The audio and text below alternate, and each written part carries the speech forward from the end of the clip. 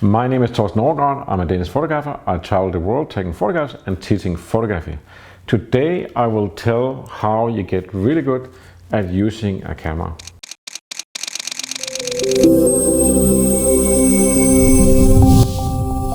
Below the video here there is free downloads, free stuff. One of the things is my ebook about famous photographers and famous photographs. So that's a book about Ed Sheeran, Cartier-Bresson, Ed and others, and the history of photography. And also I tell about why I photograph, how I photograph, and other interesting things. Very little inspirational book that people have been very happy to get for free and read and be inspired by. Today I really want to tell how you drill with a camera, how do you become really good with a camera. And I realized I said a few times in my books that I like to study the history of photography. I like to study things. I wouldn't necessarily say that I read manuals, but I do read manuals to see, spot things that I need to know about that I wouldn't have found out myself. And also if there's things I don't understand on the camera, I will look in the manual. And then I say that I drill with my cameras. And I realized people actually don't know what do you mean that you drill with it. So I'll tell what I'm doing. Let's just take a camera here I used a lot. This is M10P. So some of the things I do when I get a new camera, I actually look at it. So I look, what is this button here? So here's a button. It says LV. And I'm like, who knows what LV is? Is that Louis Vuitton or what is it? So this is something I will look in the manual, or I will Google it if I don't think I actually understand that aberration. And it means live view, and it simply means that when I turn on the camera here, when I press this one, I have live view. So I can see the picture here, and I can see when I focus in and so on. So that is live view. There's lots of things on a camera that you might not immediately know what is it. One of the things here is the depth of focus, or depth of field scale here, that shows actually how big a zone is in focus. When you set the camera to, for example here, or the lens to 1.4, what happens if you set it 5.6, then you have a new set of lines here that shows from this distance to this distance, it's going to be an acceptable focus. If you ever heard about zone focusing, that is the idea of that you go, for example, on the street and you set it to 2 meters here, and you set the lens to f.8, and then you look here and you scale at f.8, then it's going to be in focus. This is 28 millimeters. It's going to be in focus from 5 meters distance. When the focus is set to 2 meters, but everything all the way to 5 meters is going to be an acceptable focus, which means in focus. And on the other way here, it's going to be down to 1.3 meters. So that means when I have it here, anything I photograph from 1.2 meter to 5 meters away is going to be in focus. So I can basically just go snap a picture like this.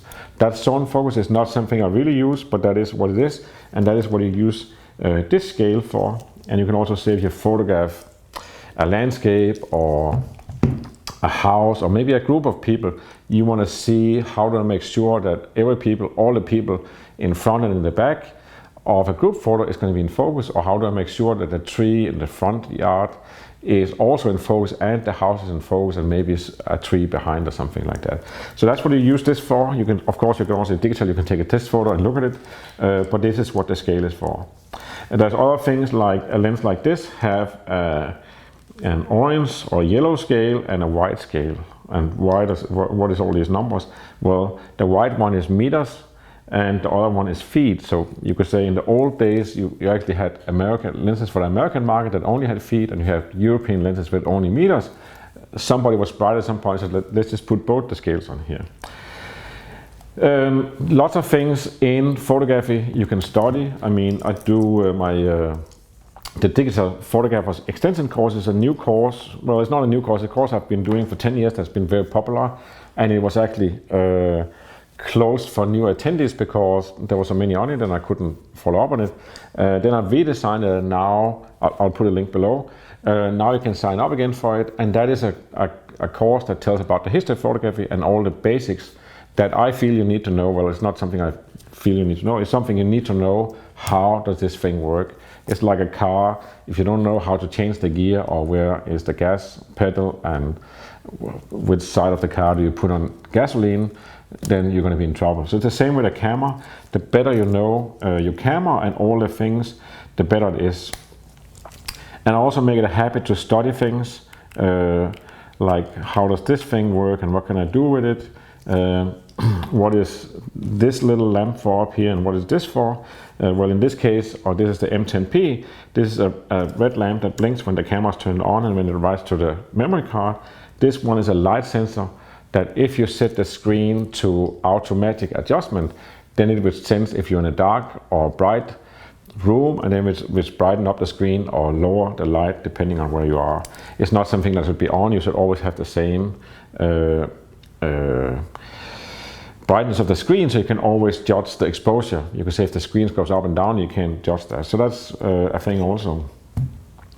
And you could say that when you study the manual and you study things, you go close to them. Let's just take the new M11 here.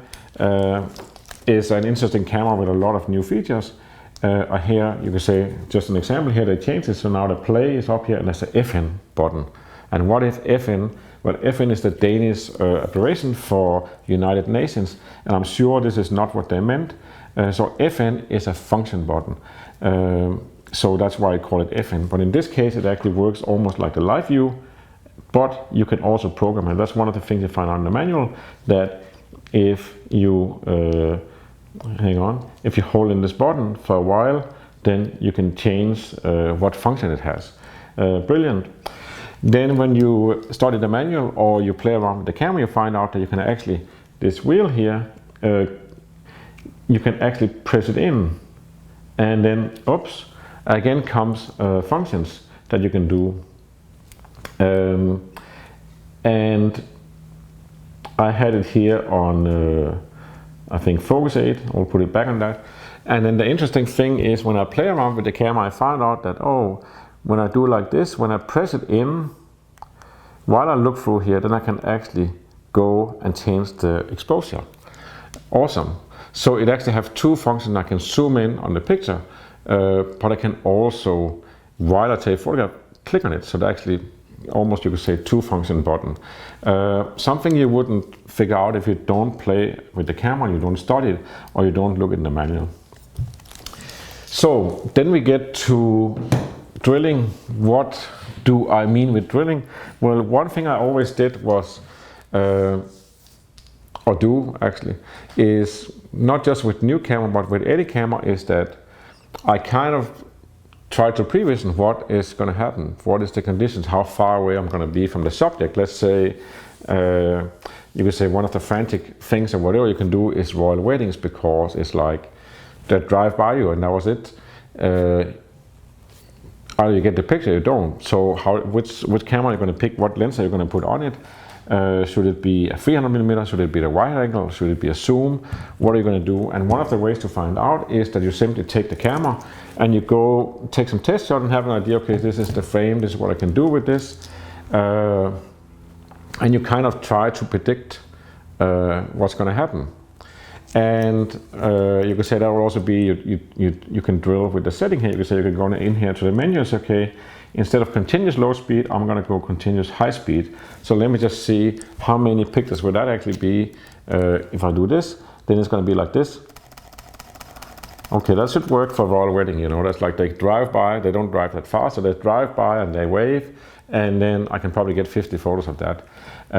I could also check, maybe I can shoot down here and put a 90 or another lens. Maybe I have another camera and I shoot some photos down there, and then as they come by, I grab this camera and then I focus with this one. I'll just shoot spray all the way where they get by. So that is trying to prevision or have an idea what is going to happen, how is it going to work. But in practical sense, drilling is like, there's a term called dry shooting for guns and other things. I actually don't use any of that, but that is a term, dry shooting. That means that you are shooting with them, you're playing war or whatever, you're trying to shoot ducks, without ammunition. So in the same in the camera, you could say digital doesn't really matter that you take photos.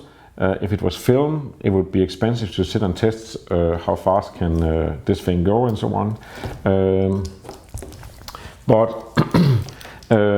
drilling simply means that you find out how does something work. So here on this camera, the way to change the battery and the SD card is you have to open the bottom plate. So you take off the bottom plate, you take out the battery, you take out the SD card, and then you can see how fast can you put it in again. And you can say it can be put in this way, that doesn't work. You can put it in this way, so it's nice to know somehow it's this way, and the battery is this. And then you put on this one, and then you're ready again. Everything can go wrong with this, because the bottom plate could be, it doesn't really work, or you put it here and this is like, no, that doesn't work. So it's a very simple way to put it on, and that is the right way. And the thing is, when you drill it, it sits in the fingers. The alternative to drill, if you think it's ridiculous to sit and play around with your camera home in your mother's living room or somewhere like that, then you can just wait, because the more photos you take and the longer you use the camera, the more drilled you get. That's basically the same. Here you're just trying to predict, how does this work? How can I change this thing? How can I see this thing in the dark? How could I figure out a way to work with it? Let me see, can I see it inside here when I go manual? Yeah, I can actually see the shutter time here, so that's one way to do it. Okay, that's cool. Problem solved, I can shoot in the dark with this one. You could also say a thing like take the lens off and put it on is something that can go awful wrong, and you can actually pressure the focus mechanism here, and of course you could scratch everything with it, and you would just make a mess. So the thing is to notice, oh, it has a red dot here, and when the red dot is out for this one, then that's where it goes in. And then you click it and you just make sure that it sits there. And if you don't do this, then you're going to be like, you know, and maybe you don't put it on well enough, so like this. So I drill things, you could say, when I get new stuff, or when I'm trying to prepare something, try to figure out how do I do this, I'll drill it, I'll try to imagine how is this going to work. I will see how does the focus work here. Okay, so this is infinity, and then I go down here. This is 70 centimeters or something. Yeah, 70 centimeters. And then I notice that when I turn it here, it goes 70, 80, 1 meter, 1.2, 1.5, 2, 3, 4, 5, and infinity. So over here it goes really fast, and here it goes really slow. Okay, so I have to figure that out. Then you have other lenses like this one. That's a lens from the 56, and this is a 52.0, beautiful lens. And this one have a lock here, and this is from back in the day. They had the idea that a lens like this, when you didn't use it, it should be locked here in this focus position, and basically you should also close the aperture. And it's kind of, I don't know if it was ever true, but it's not something that new lenses has, because it doesn't really matter. The thing is with this one is that it locks here, but it means you focus here as close as it's 1 meter distance. Then I focus over here, and I can't focus on that thing because it stops, and that's because I have this. So of course I have to find a way to, how can I just get by this lock, and there's the focus there, and then I want to focus on the mountain order, that's infinity, so I have to lock it here, and then I have to unlock it. So I can kind of just, okay, I can do it like this. I could hold my finger in here when I get to that area of infinity, and I think it starts from 10 meters to infinity. So it's not that often I use it for the type of stuff I do in the street, and portraits and people and so on. So that's a thing to drill also. And I have a thing that I always check. I always know a camera, what is my ISO, because I can see it here. I can see the ISO dial. I can also say if I want to change it all the time, can I actually just leave it up here and just move it like this? Yes, I can. And when I walk with a camera, I always have an idea where's my focus. I always have an idea that I check where's my aperture, because it should be wide open. So I just continue to make sure that it's over here, all the way you can get. This one should be an A, so I kind of keep an eye on that it's there. And also if the camera is on or off and so on. So in that way, I mostly know what is my camera settings. I know that the camera is ready. I know if it's on or off. So I'm ready. And you can say that is from experience, but a lot of the experience you can skip. You don't have to have this camera for 6 months to know it really well, or use it for 2 years but know it really well. You can actually drill with it. You can study the manual. You can drill different things and see how does this work. And there's other things you can learn about a camera as you use it or it goes wrong. You could say one of the things I had with this one is this one, suddenly I couldn't press it down because this one had unscrewed itself. And then one day I said, okay, that's enough. How does this thing look inside? And then I took it apart. And that could be a bad idea, but it wouldn't get worse than I could just send it to Leica and they could fix it again. But it's actually very simple. It's just this thing screws on.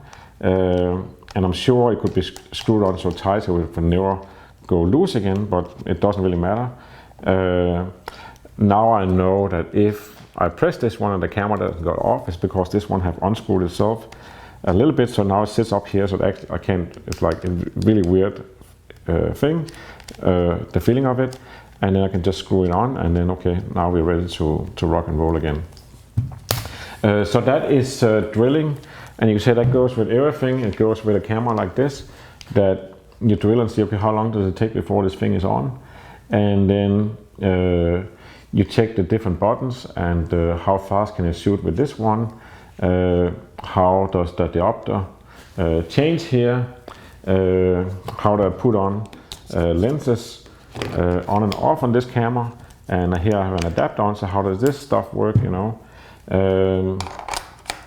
So there's a lot of things you can study and learn, and it's actually quite entertaining and rewarding because you get to really own the tool, and that's basically the point. So don't be shy.